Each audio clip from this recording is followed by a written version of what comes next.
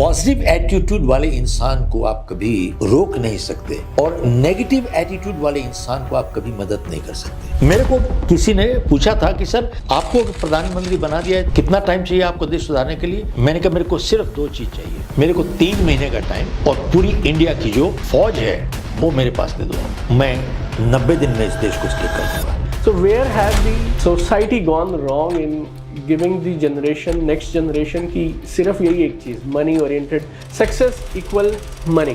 पैसा is very important. जो कहते हैं पैसा जरूरी चीज नहीं है, वो या बेवकूफ है या खुद अरबपति। वही अरबपति बोलेगा कि पैसे की तो जरूरत नहीं है। तो वो लोग जो लाइफ में, बिजनेस में टॉप पे चले जाते हैं, कैन यू पॉइंट आउट 1 या 2 ऐसी खास चीजें जो वो बाकियों से अलग कर जाते हैं, या उनकी माइंडसेट में कोई 1-2 चीजें जो अलग होती हैं जो उनको लेजेंड्स बना देती हैं? अगर कोई एक चीज हो बाय चांस तो मैं उसको कहूंगा, जब हम ये मानते हैं और इस बात को महसूस करते हैं कि हमें जिस चीज़ के लिए जितने पैसे दिए जाएं, क्यों ना उससे बेहतर किया जाए, और अगर बेहतर करेंगे तो हमारा कोई कंपटीशन ही नहीं है। And this is the best time in the history of the world to rise, to grow. So what stops people from adopting this as life philosophy? एक लफ्ज जी, इंटेग्रिटी, ईमानदारी। इंटेग्रिटी नहीं है, ये ईमानदारी हम लोग के अंदर नहीं है। Suicide and depressions have gone up, 400% बढ़ चुका है, 400%। करप्ट, भ्रष्ट और कायर लोग कभी महान देश बना ही नहीं सकते। They can never do it.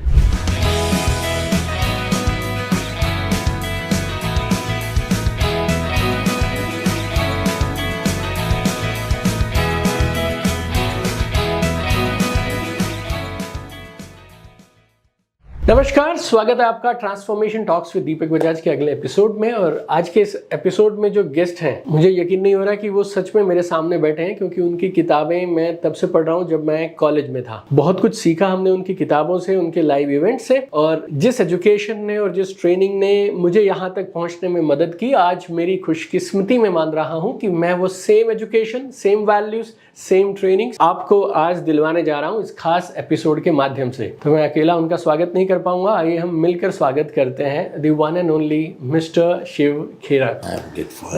दीपक, आपका बहुत आभार है, आप इस काबिल समझते हैं मुझे, आपने मुझे इनवाइट किया। I am grateful to you, I am absolutely grateful to you. Again it's like fan moment for me sir, it's a fan moment for me. आप इस काबिल समझते हैं, मैं उसका आभारी हूँ आपको। हमारी जो ऑडियंस है ना सर, ये सब वो लोग हैं जिनके बड़े ड्रीम्स हैं, टॉप पे जाना चाहते हैं सब लोग। और हमारा जितना भी कंटेंट हम बनाते हैं वो सब उसी पे बनाते हैं कि एक ऑर्डिनरी पर्सन अपने आप को एक्स्ट्रा ऑर्डिनरी कैसे बना पाए। When you have a decades of experience behind you, have seen millions of people, train millions of people, तो वो लोग जो लाइफ में, बिजनेस में टॉप पे चले जाते हैं, कैन यू पॉइंट आउट 1 या 2 ऐसी खास चीजें जो वो बाकियों से अलग कर जाते हैं, या उनकी माइंडसेट में कोई 1-2 चीजें जो अलग होती हैं जो उनको लेजेंड्स बना देती हैं? दीपक, मैंने अपनी एक किताब में लिखा है, पॉजिटिव एटीट्यूड वाले इंसान को आप कभी रोक नहीं सकते और नेगेटिव एटीट्यूड वाले इंसान को आप कभी मदद नहीं कर सकते। ये सबसे बड़ी चीज ये है। कई बार लोग मेरे से पूछते हैं कि अगर कोई एक ऐसी खासियत हो, गुण हो, क्वालिटी हो जो इंसान को सफल बनाती है, कौन सा एक है? फर्स्ट ऑफ ऑल, एक तो है ही नहीं। इट इज मल्टीपल थिंग्स, जो मल्टीपल चीजें हैं वो है। एक चाबी नहीं है, सेफ को खोलने के लिए कॉम्बिनेशन चाहिए होता है। सेफ ऐसे नहीं खुलती। Yes yes yes. सही कॉम्बिनेशन नहीं होगा, आप जो करते रहिए, ये चाबी नहीं है, ये सेफ है। लेकिन अगर कोई एक चीज हो बाय चांस तो मैं उसको कहूंगा परसिस्टेंस। परसिस्टेंस इंग्लिश में, अब उसका हिंदी क्या है? कभी उम्मीद ना छोड़ना या वापस आते रहना हमेशा। अब देखें, दुनिया में हर सफलता की कहानी के पीछे एक असफलता छुपी हुई है। Every success story has a failure story behind it. किसी को देख लो, आप 2 नाम ले लीजिए, 4 नाम ले लीजिए, I will share with you वो कितनी बारी फेल हुआ। माइकल जॉर्डन है, ब्रूस ली है, यू नेम इट, एनीवेयर, सभी के पीछे। लेकिन they did not quit, they did not quit.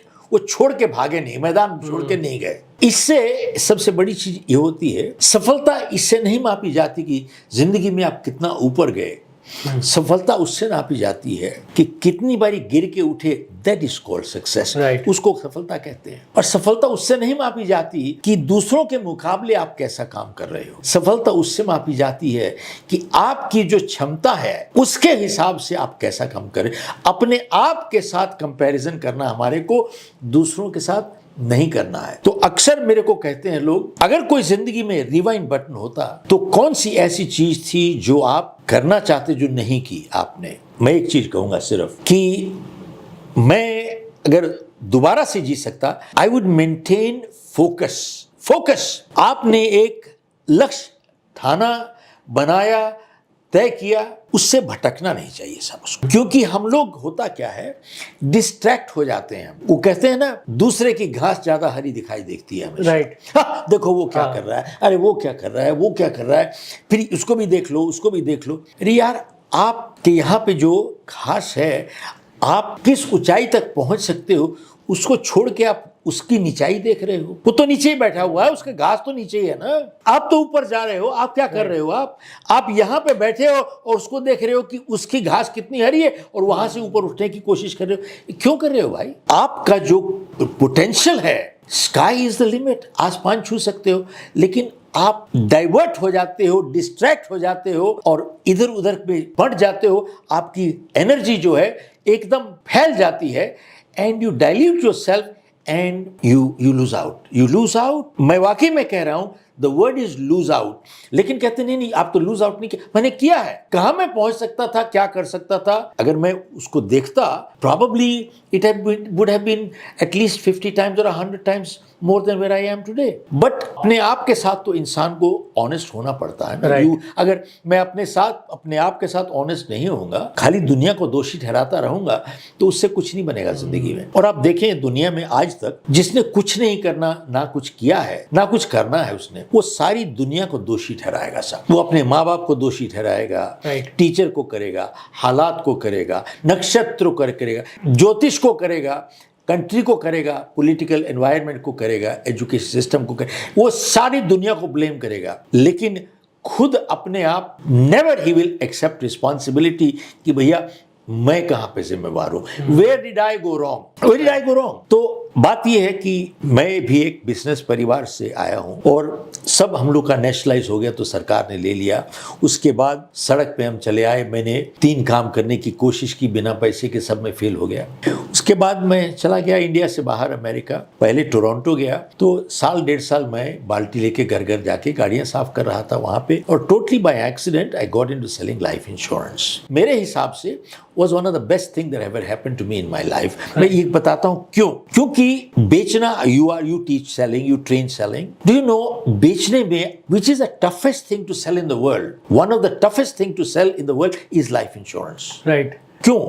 क्योंकि कुर्सी है, टेबल है, घर है, मकान है, गाड़ी है, आप देख सकते हो, टच फील करके आप देख सकते हो। कपड़े आप देख सकते हैं।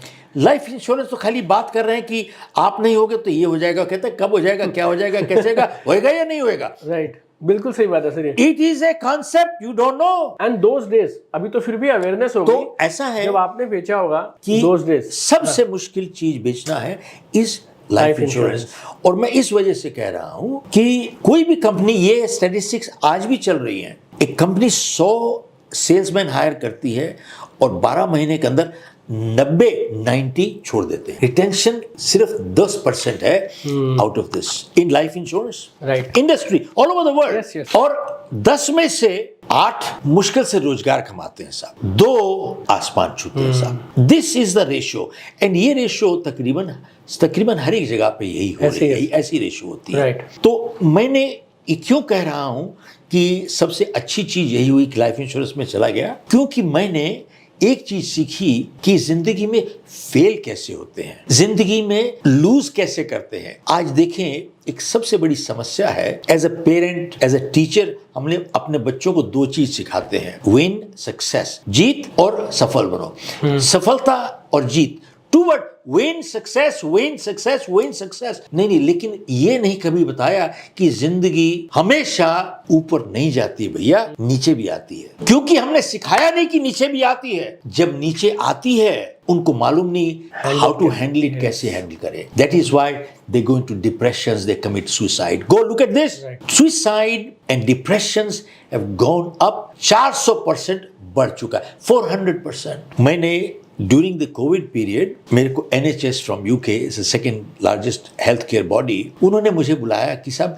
हमारे डॉक्टरों के लिए प्रोग्राम कीजिए, because they are looking at death all the time and looking at death day in day out it's not easy, it's very difficult to see. तब मैं पढ़ा लिखा नहीं हूँ भैया, मैं तो 10वीं फेल हो गया था, BCom 3rd डिवीजन में पास हुआ। मैंने कहा भाई मैं इन साइंटिस्ट को कैसे बात करूंगा। तो एनीवे मैं थोड़ा बहुत मैंने रिसर्च किया Deepak, and I found out that about 30-40% of medical doctors are suffering from depression, and 17% doctors have thought of committing suicide. This is the level where it has gone, but the world has changed drastically. मैंने जो नई किताब लिखी Live While You Are Alive, उसका title मैंने कैसे हासिल किया है, क्योंकि अक्सर लोग कहते हैं कि you only live once, भाई जिंदगी एक ही बारी आती है, एक ही जिंदगी, you only live once, जिंदगी एक बारी आती है। मैंने कहा साहब मैं इस स्टेटमेंट से सहमत नहीं हूं। मैं कहता हूं जिंदगी एक बारी नहीं आती है, मौत एक बारी आती है।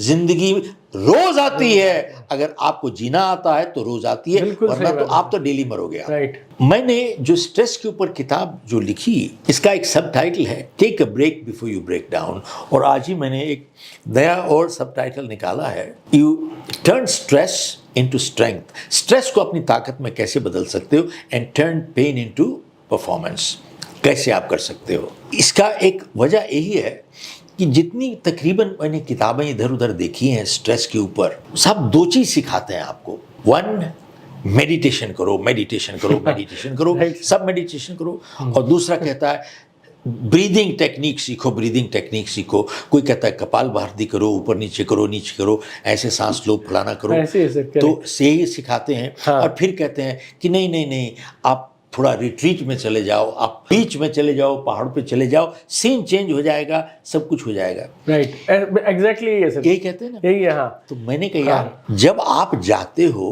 तो क्या अपना दिमाग वगैरह घर छोड़ के जाते हो क्या? अपने दिमाग में अगर नेगेटिविटी है, प्रॉब्लम है, समस्या है, तो आप साथ लेके चलते हो भैया अपनी समस्या। बिल्कुल सही बात है। और वहां पर जितने सांस ले लो, हैं करके कपाल भारती कर लो, कुछ नहीं होता ही नहीं है। Right. अब मेडिटेशन कर लो, मैं तो दिमाग आदमी का परेशान हो तो मेडिटेशन भी नहीं होती है यार, कहां से करेगा मेडिटेशन? तो मैंने कहा ना छोड़ो साहब, ये सब कहावत है, it is does not work. तो मैंने कहा कि स्ट्रेस आता कहां से है? स्ट्रेस आता है हमारे नजरिए से। It is our attitude that either causes stress और helps us to handle stress. Stress के ऊपर काबू कैसे पाना है। Absolutely. आप देखें छोटी सी चीज, इंडिया में सबसे बड़ी इंस्टीट्यूशन जहां पे लोग जाना चाहते हैं इस IIT में जाना चाहते हैं। मेरे को एग्जैक्ट नंबर नहीं मालूम, but numbers are very close. तकरीबन 1 करोड़ लोग एग्जाम देते हैं 10,000 सीट के लिए, 20,000 से, I don't know the exact number, but ratio इतना ऐसे है, इट्स ए मैसिव नंबर। अब 10, 20, 30,000, तो अगर मान लीजिए 50 लाख या 1 करोड़ लोगों में से आपने 20,000 लोग चुने, that means intelligence wise IQ, they're the most intelligent people in the country. Yes. Probably I will say even in the world for that matter. दुनिया में सबसे इंटेलिजेंट, तो उनका IQ जबरदस्त है। और अभी आप 3 महीने 2 महीने पहले बल्कि न्यूज में भी निकला था, checkup who has the highest suicide ratio also? The IITians. अच्छा, one of the highest intellectually बहुत अच्छे हैं, लेकिन emotionally zero, emotional strength zero. तो आज की तारीख में लोग कहते हैं आपको आगे बढ़ना है, IQ ठीक है, IQ हम लोग को समझना चाहिए। IQ होती क्या है? IQ का सिर्फ एक ही मतलब है कि I am a quick learner, I have the ability to be a quick learner। मैं जो भी चीज है बहुत फटाफट ग्रैस्प करता हूं, फटाफट सीख लेता हूं, ये इनको इंटेलिजेंस कहते हैं साहब। एक अच्छी तरीके से मैं सीखना जो है, it is important, but does that mean that I also have good judgement? एक आदमी की IQ बहुत ऊंची हो सकती है, लेकिन उसकी जजमेंट बहुत खराब हो सकती है sir. You see, we have to understand, जो चीज आपको ऊपर ले जाती है, it is our EQ, emotional quotient. Emotional. मैं एक नई किताब लिख रहा हूं और आगे आने वाली, कि जिंदगी में हम लोगों को 5 ताकतें चाहिए, अगर बल्कि 5 की जगह 6 चाहिए ताकतें टू मूव एंड इन जिंदगी में सफल होने के लिए। एक, we need physical strength. Absolutely. mental strength, emotional strength, relationship strength, fifth financial strength, and sixth spiritual strength. इसके बगैर सर है नहीं कुछ। इनमें से एक मिसिंग है, यू आर अ फेलियर, आप फेल हो गए।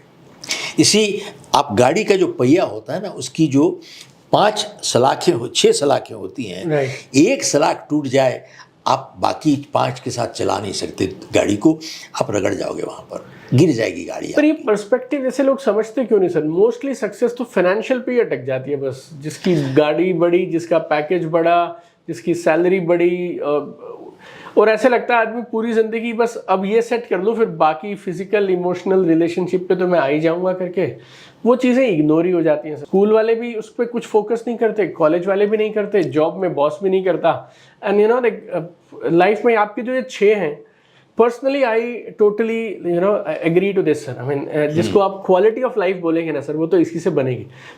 But I when I see younger generation particularly, like सबको जल्दी अमीर होना है, रिटायर होना है, पैसे कमाना है, और वही एक मापदंड बन गया। That becomes the only parameter. So where has the society gone wrong in giving the generation, next generation की सिर्फ यही एक चीज, money oriented, success equals money, big car, big bank balance, big house, big this, designer clothes, यही कुछ।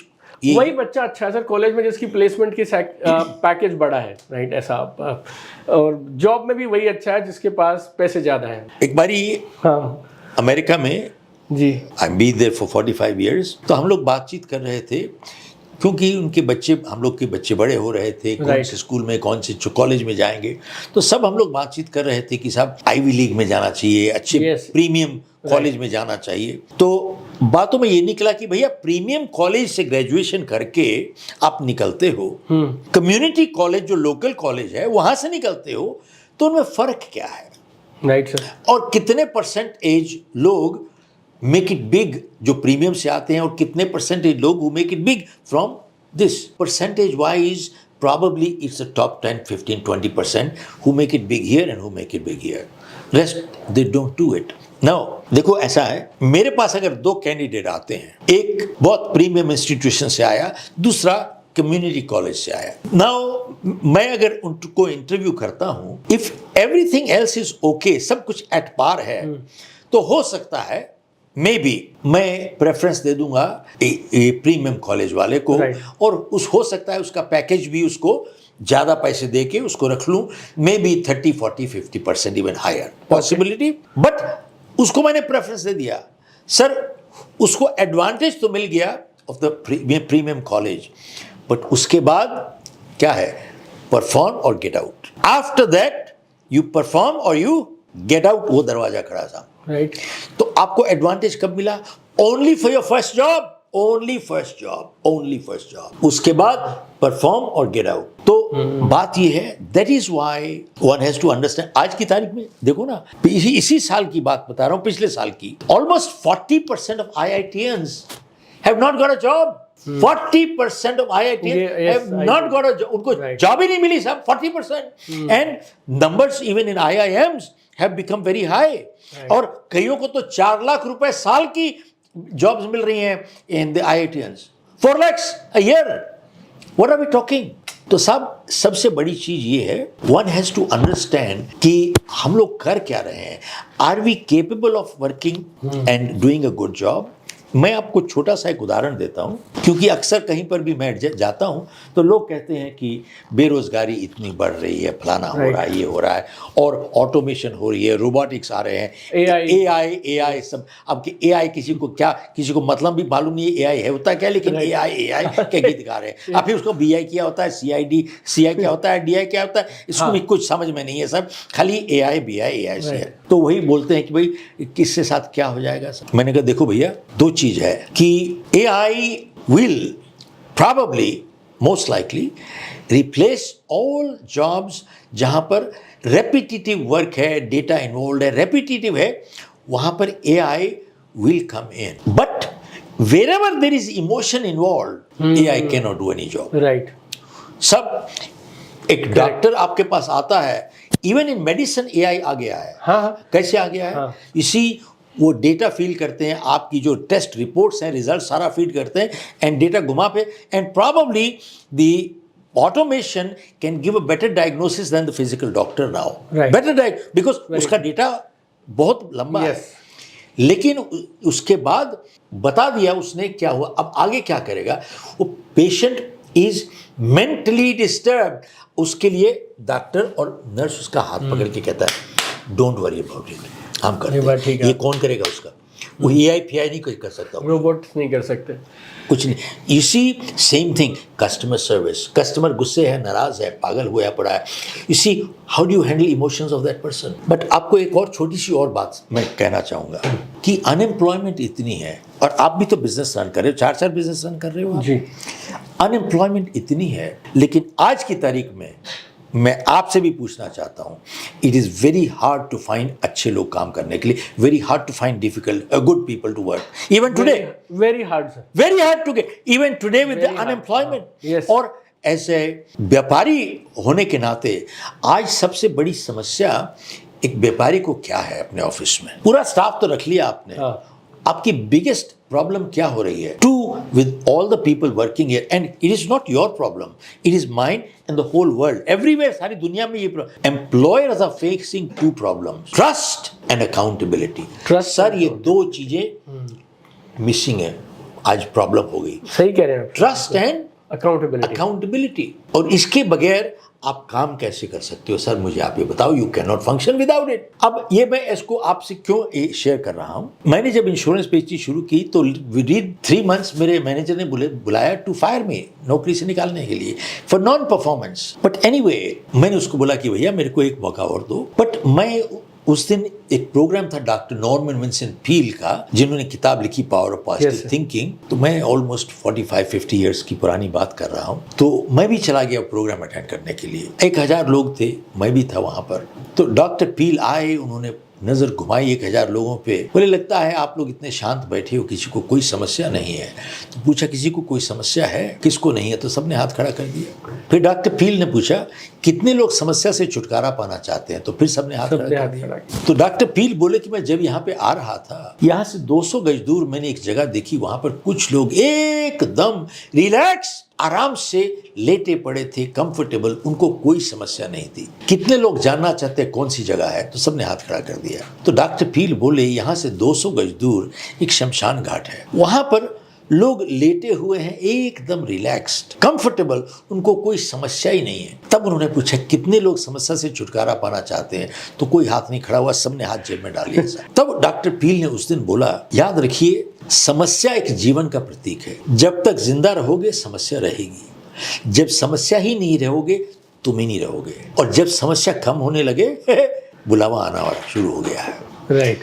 तो doctor पील ने उस दिन एक प्रार्थना दी, शायद आपने सुनी होगी पहले, मेरे हिसाब से जिंदगी का एक निचोड़ है ये। ओके। और प्रार्थना ये दी, मैं हिंदी में ही बोलूंगा पूरी प्रार्थना। परमात्मा मुझे संतुलन दो, जो मैं बदल नहीं सकता आपकी सौगात समझ के स्वीकार करूं, और अगर बदल सकता हूं तो मुझे इतनी हिम्मत और हौसला दो कि बदल दूं, और इतनी सुबुद्धि दो कि उनमें फर्क बता सकूं क्या बदल सकता हूं और क्या मैं नहीं बदल सकता। दीपक, इस छोटी सी प्रार्थना को आप एनालाइज करें, परमात्मा मुझे संतुलन दो, जो मैं बदल नहीं सकता आपकी सौगात समझ के स्वीकार करो। अब सवाल यह है, क्या जिंदगी में हम हर चीज बदल सकते हैं, हर चीज को तोड़ मोड़ के घुमा फिरा के अपने लिए सहूलत के लिए ला सकते हैं? Answer is no. बहुत सी चीजें हमारे हाथ से बाहर हैं, जैसे कि मैंने अपने माँ बाप को नहीं चुना, ना ही आपने चुना, मैं कहाँ पैदा हुआ मेरा फैसला नहीं था भाई, मेरा ये कद है, मेरा रंग ये है, मैंने चुना नहीं, इसको मैं बदल नहीं सकता।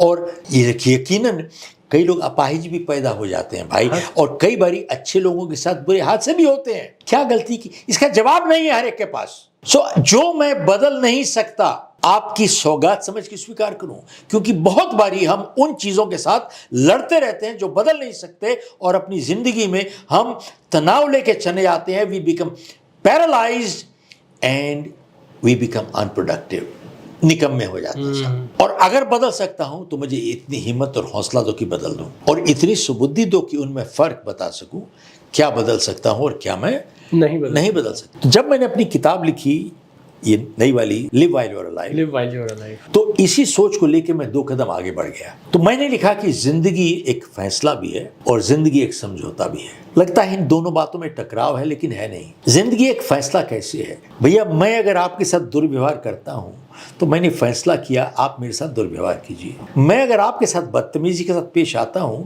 तो मैंने फैसला किया आप मेरे साथ बदतमीजी के साथ पेश आइए। मैं अगर सिगरेट जलाता हूं तो मैंने फैसला किया कैंसर को बुलाने के लिए। मैं अगर दारू पी के गाड़ी चलाता हूं तो मैंने फैसला किया एक्सीडेंट को बुलाने के लिए। मैं अगर रोज एक्सरसाइज करता हूं तो मैंने फैसला किया अच्छी सेहत को बुलाने के लिए। मैं जरूरत से ज्यादा रोज खाना खाता हूं तो मैंने फैसला किया मोटापे को बुलाने के लिए। और मैं अगर झूठ बोलता हूं तो मैंने फैसला किया अपनी विश्वसनीयता को खोने के लिए। मेरी विश्वसनीयता, क्रेडिबिलिटी खत्म हो जाएगी। भैया जिंदगी एक फैसला है, लेकिन सबसे बड़ी चीज ये है, नेक्स्ट सेंटेंस, हम सब एक फैसला लेने तक आजाद हैं, लेकिन जब हम फैसला ले चुकते हैं हमारी आजादी खत्म हो जाती है। फैसला हम पे काबू पा लेता है। It's over. उसके बाद नहीं कुछ कर सकते आप। और जिंदगी एक समझौता कैसे है? किसी ने बहुत अच्छी बात कही है कि ताश के पत्ते कैसे मिलते हैं इसका फैसला हम नहीं कर सकते, खेल कैसे खेलते हैं इसका फैसला हम जरूर कर सकते हैं।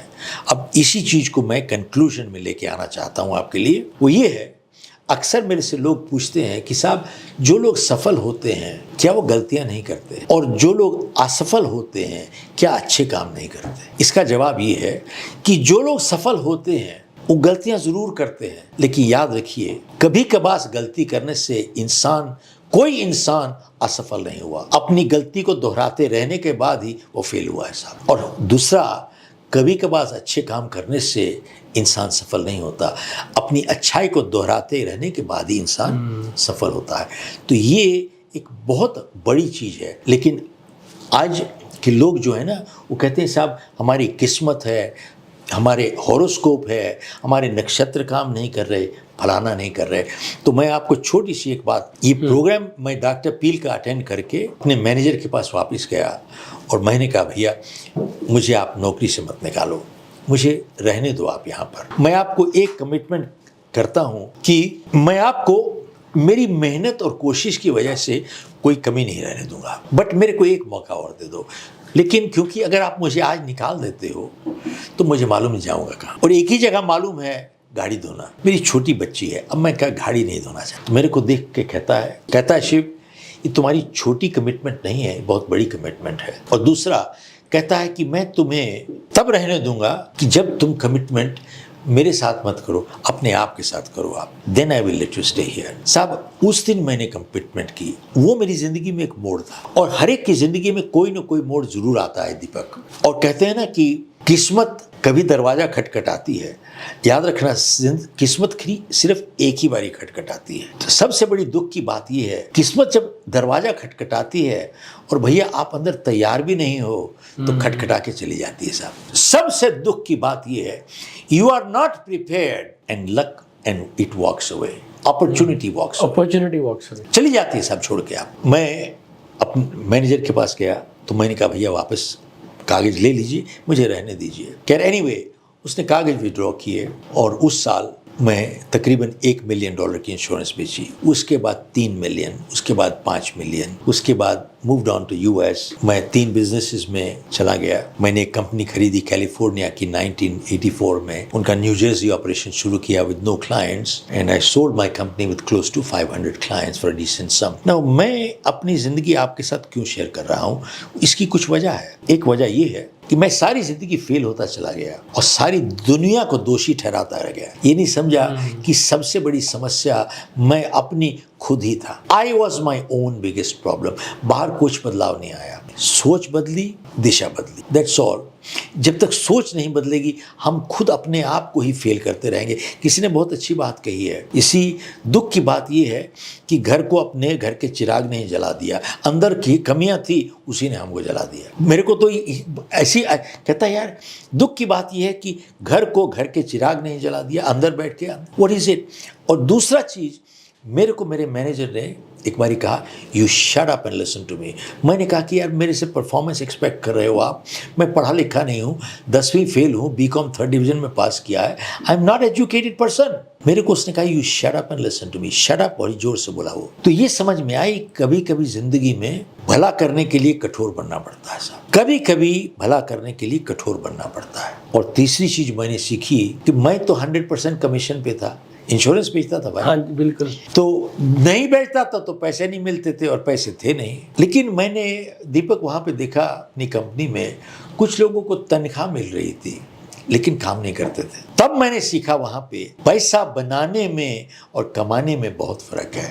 पैसा बनाना चोरी है, पैसा कमाना ईमानदारी है यार। See making money is criminal, earning money is spiritual.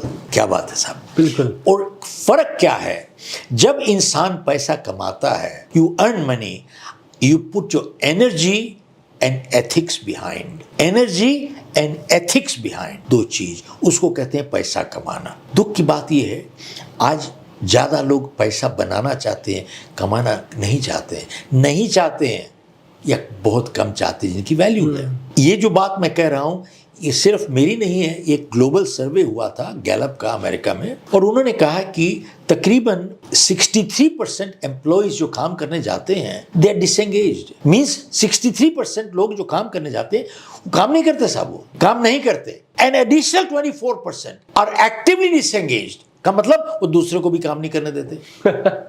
Right. मतलब क्या हुआ, सिर्फ 13% लोग जो काम करने जाते हैं एक्चुअली काम करते हैं। आप एक बार लोगों के बहुत से ऑफिसेज में सीसीटीवी लगाए हुए हैं, राइट, देखे हुए हैं आप। हाँ जी, हाँ जी। और वो देख रहे हैं कि क्या हो रहा है, and I am not kidding, उनको बहुत कुछ दिखता है साहब। ओनली 13% ऑफ पीपल जो काम करने जाते हैं actually work. Tell me, is it not a integrity issue? क्या ये ईमानदारी का सवाल नहीं है? बहुत बड़ी ईमानदारी की चीज है। और दूसरा, आज की तारीख में जो सोशल मीडिया जिस तरीके से चल पड़ा है, लोग काम पे जाते हैं एंड ड्यूरिंग वर्किंग आवर्स 2, 3, 4 घंटे अपना सोशल मीडिया देख रहे हैं। इसी के पैसे मिल रहे हैं आपको?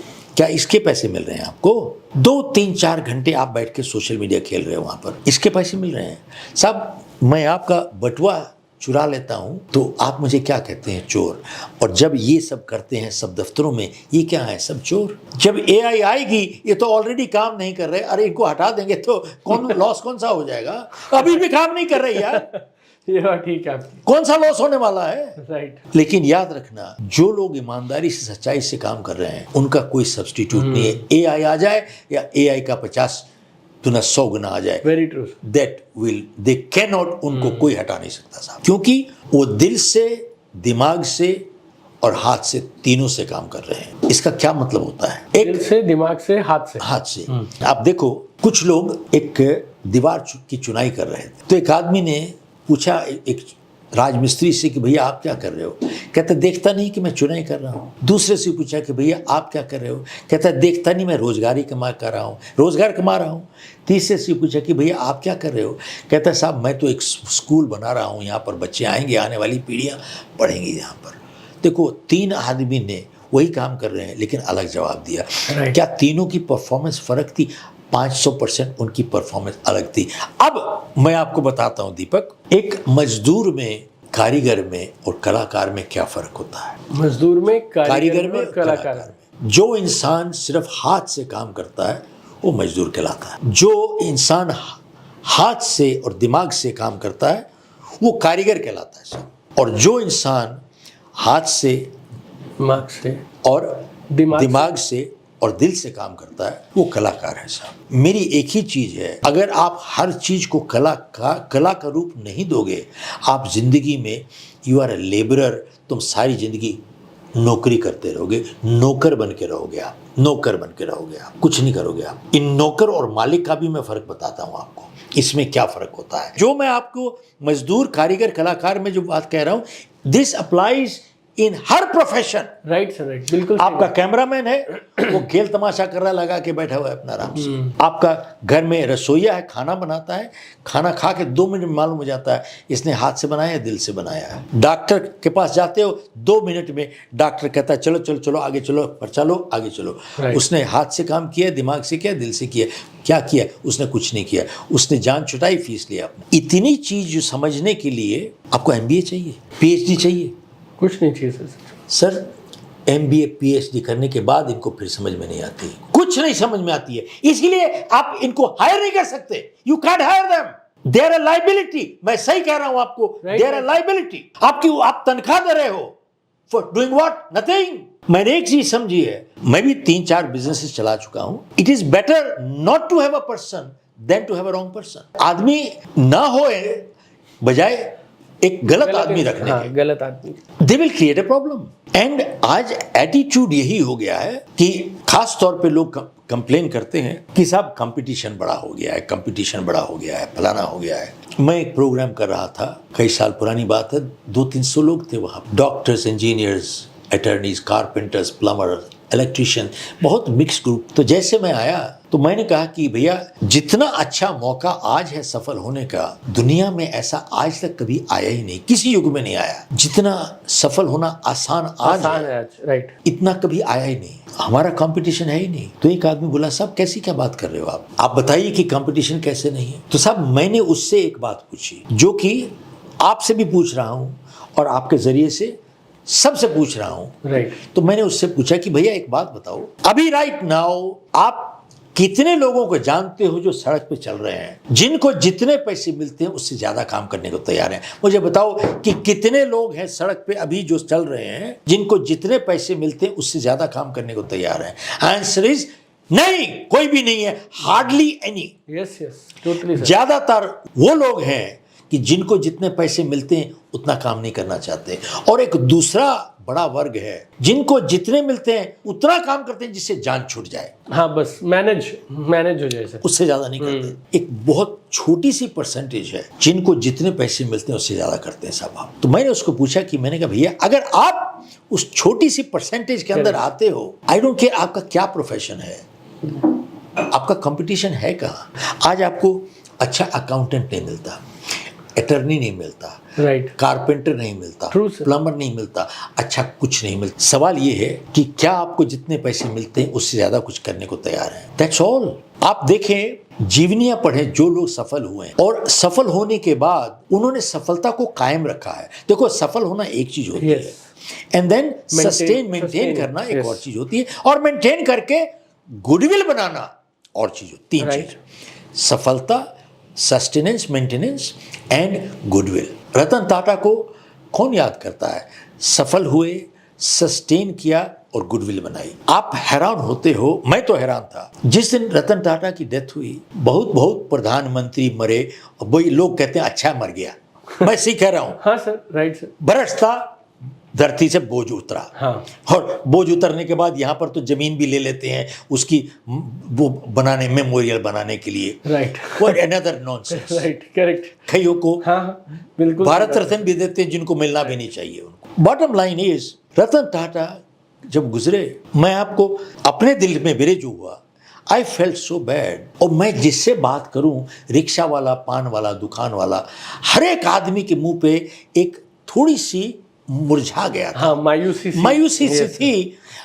हर एक आदमी के दिल में था कि जैसे मेरा गार्डियन मर गया, मेरा गार्डियन चला गया। रतन टाटा का सबने सुन के ऐसा लगा कि मेरा एक गार्डियन चला गया, पर्सनल लॉस। देखो ऐसे भी इंसान हैं, लेकिन ऐसे चोर भी लोग हैं जो बैठे हैं, माल बना रहे हैं, इधर बयान बना रहे हैं, अहंकार भी दिखा रहे हैं, गुंडागरी भी दिखा रहे हैं, राइट, सब कुछ कर रहे हैं। तो आदमी कहता है यार कब मरेगा ये, जल्दी मरे तो बेटर है। Correct. So bottom line is, you have to understand कि आपने जो सवाल किया ना, आज सफलता का मापदंड इज बड़ी कार, पैसा, बैंक बैलेंस, फलाना हो गया।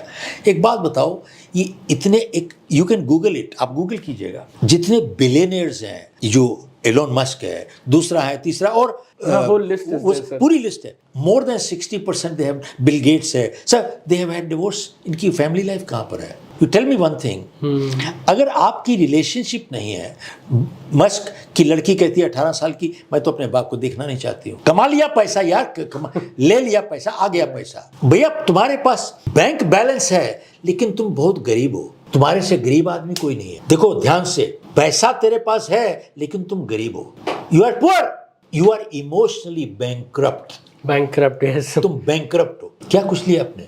कुछ भी नहीं। एक बात बताओ, अकेले बैठोगे, पैसे के साथ नाचोगे, कभी सोचा है अपना बर्थडे जिंदगी में कभी अकेले मना के देखा है क्या? नहीं, कोशिश करो, रोगे, अपने आंखों में आंसू आ जाएगा, बगल में है ही कोई नहीं, अकेले बैठ के मैं अपना बर्थडे मना रहा हूँ। कभी मना सकते हो अपना अकेला birthday?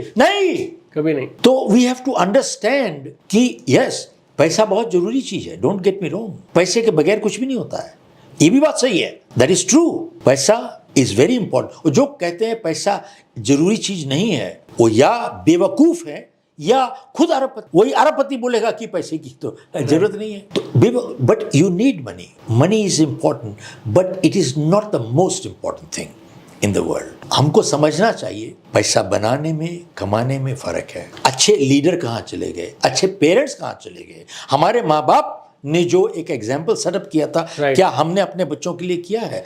Answer is no, so we are guilty also. मैं आपको छोटी सी एक बात बताता हूँ। एक बारी, I think it was more like Canada और समवेयर, एक किसी ने चोरी की, दुकान से एक ब्रेड का वो लोफ उठा के ले आया, तो पकड़ा गया। तो जज ने पूछा कि तूने चोरी की? बोले हाँ सर मैंने की चोरी। क्यों की? कहता है बच्चे भूखे थे सर, मैंने ले लिया। तो जज कहता है देखो तूने चोरी भी करी, तूने एक्सेप्ट भी कर लिया, जुर्म है, तो I cannot let you go free because it is a crime, right? तो कहता है यार ठीक है, मैं $10 तेरे को क्राइम लगाता हूँ, लेकिन $10 भी तो नहीं है तेरे पास। अपनी जेब से उसने $10 निकाले और उसके लिए दे दिए, और सबको बोला कि भैया थोड़े पैसे इकट्ठे करो, इसको दो, कि जो इंसान को चोरी करनी पड़ती है रोटी के लिए, अच्छी चीज नहीं है। तो खैर उसको पैसे लेके जाने लगा वो आदमी। तो जज ने उसको एक बात कही कि भैया अगली बारी तेरे को भूख लगे और तेरे बच्चे भूखे हों, चोरी मत करना, वहां पर थोड़ा सा खोज लेना, कोई गुरुद्वारा मिल जाएगा आपको। अच्छा, गुरुद्वारे में जाएगा, तेरे को लंगर मिलेगा, वहां से कोई आदमी भूखा निकलता नहीं साहब। क्या बात है यार, ये इतनी बड़ी रेपुटेशन, दिस इज रेपुटेशन कि गुरुद्वारे से वहां पर भूखा कोई नहीं जाता, राइट? और उस दिन एक आदमी ने कहा कि साहब हम लोग 80 करोड़ लोगों को अनाज दे रहे हैं, 1-1 किलो, 2-2 किलो, 1-1 किलो रोज हम अनाज बांट रहे हैं। कहते यार सारे देश में हर गांव में गुरुद्वारा क्यों नहीं खोल देते? वंडरफुल सर, हमने शुरू किया था परसिस्टेंस से लेके, पॉजिटिव एटीट्यूड से लेके, और धीरे धीरे हम एक पूरे देश की बातों पे हम आए और बड़ी कमाल की डिस्कशन रही। और आपने एक चीज़ बोली थी, उसी वक्त से मेरे माइंड में एक छोटा सा सवाल चल रहा है, अगर आप उसका जवाब देंगे ना तो it can be a very good conclusion to this discussion and time you give us. You said, आपके एक इवेंट में आपने लोगों से ये कहा था कि जीतना अब ज़्यादा मुश्किल नहीं है, क्योंकि मोस्टली लोग डिस्ट्रैक्टेड रहते हैं, फोकस नहीं करते हैं और अपने हिस्से का काम ही नहीं करते हैं। And the question you asked them was, कितने लोग ऐसे हैं जिनको जितने पैसे दिए जाते हैं उससे ज्यादा का या कम से कम उतना काम करते हैं, and no hands were raised. So like why do you think is such a difficult thing कि हम अपना काम अच्छे से करें, मजदूर ना बनकर कलाकार बने? और जब हम ये मानते हैं और इस बात को महसूस करते हैं कि हमें जिस चीज़ के लिए जितने पैसे दिए जाएं, क्यों ना उससे बेहतर किया जाए, और अगर बेहतर करेंगे तो हमारा कोई कंपटीशन ही नहीं है, and this is the best time in the history of the world to rise, to grow. So what stops people from adopting this as life philosophy? एक लफ्ज़ जी, इंटेग्रिटी, ईमानदारी। इंटेग्रिटी नहीं है, ये ईमानदारी हम लोग के अंदर नहीं है। We have to understand. आज आप कंपैरिजन करिए, लोग बात कर रहे थे चाइना से। डू यू नो चाइना का क्या सिस्टम है? उनकी जो लेबर है, दे आर 5 गुना, they are more productive than Indian labor, 5 times more. 5 times. Man hour output per hourly is 5 times more. That's right. तो बात ये है कि बहुत लोग चाइना से भागना चाहते हैं, they want to get out. And अब तो हालात और भी हो गए क्योंकि टैरिफ वगैरह का चक्कर पड़ गया है, बट इससे पहले 2-3 साल पुरानी बात कर रहा हूं मैं, 4 साल पहले, कि वहां पर भी उस time people wanted to get out of China. And this you can again Google and check it out. 56 companies left China. अब 56 में से 26 चली गई इन वियतनाम, 26 और 29 went to Vietnam. Okay. Today Vietnam has become like little China, manufacturing part of the world. दुनिया की manufacturing अब वहां पे हो रही है. 29 went there, 4 or 5 or 6 went to Thailand, and 5, 6 went to Indonesia and some other place. Only 3 came to India. You look at this, and those और क्या?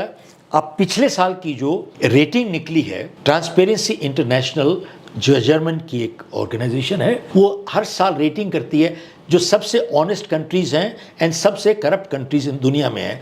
तो जानते हो हमारी करप्शन रेटिंग पिछले साल से और बढ़ चुकी है. We have become more corrupt than last year. That's right. तो एक बात ऐसा है कि सब कुछ सामने दिख रहा है, सब कुछ सामने दिख रहा है. But why are we doing something such things like this here? आप छोटी सी देखो करप्शन आपको सामने यहाँ पर दिखाएंगे, हमने ये बनवा दिया, वो बना दिया.